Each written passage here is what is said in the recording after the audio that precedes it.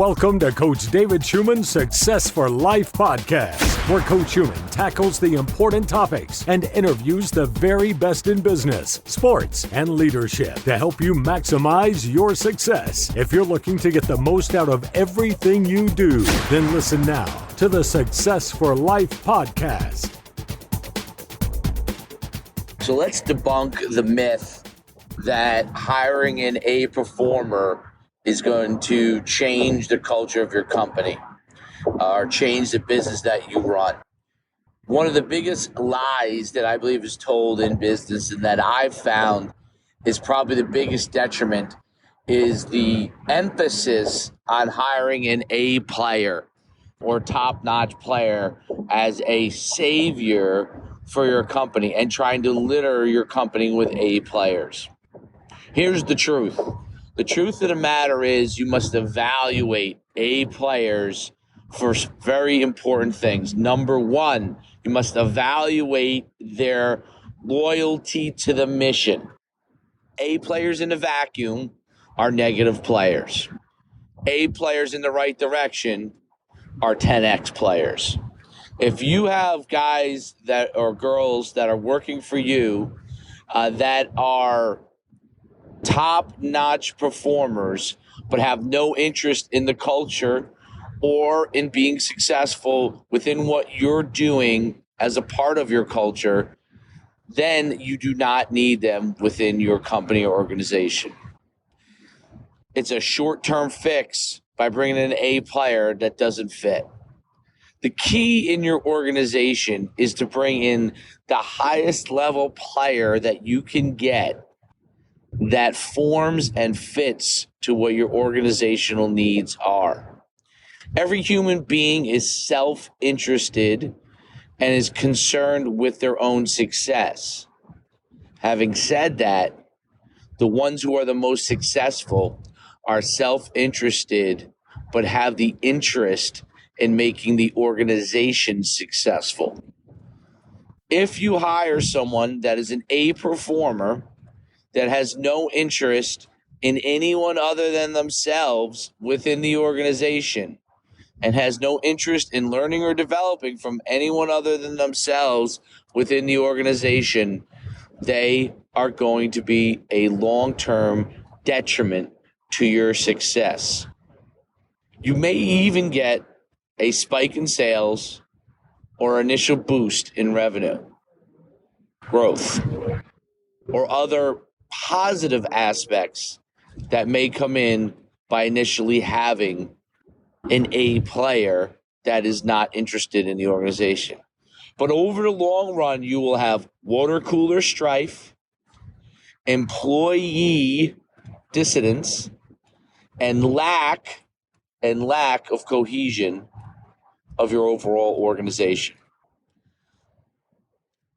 The A- performer or B+ performer with an interest in the long-term development of your organization, his or her own success, and the ability to relate and grow within the organization will ultimately become an A+ performer. Now, when they become an A+ performer, or as they're on their rise, you have to figure out ways to continue to develop them and continue to service them as so they may continue to contribute to the organization.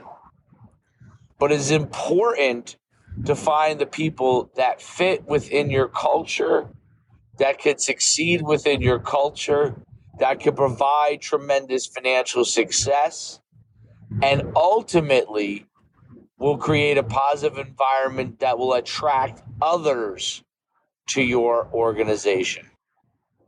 I've experienced this myself. As a football coach, I have hired A performers that did not fit within the organization or the long-term goals. And in the short run, meaning the first few weeks of a season, maybe even for one season, they can be successful.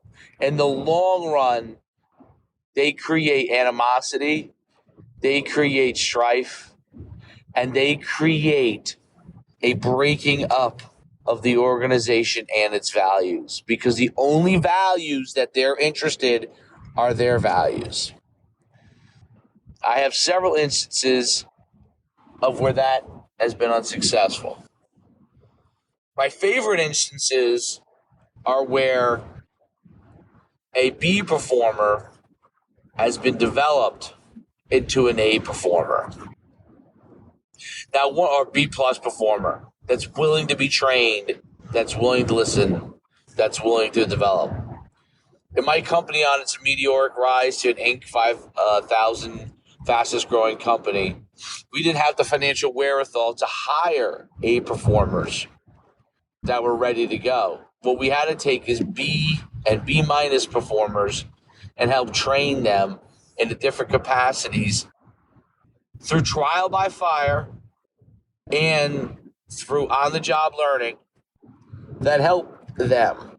The key was that those people were willing to develop. Now, what's very interesting, and what I thought was really interesting within the organization, this was with my company, NUC Sports, we developed those performers, and when they started to become A-level performers, they then began to disrupt the organization for an important reason. As a small business that you have to understand, and when you hire people, you have to understand the level of interpersonal relationships they have and their ability to develop others. So once they became A performers, the ones that were interested in developing others around them had great success. The ones that were not interested in that became bored when there was no a higher level for them to climb, and then began to create issues within the organization, ultimately leading to their firing. So it brings me to another important point, which is you also have to understand a timetable for the performers that you have within your company.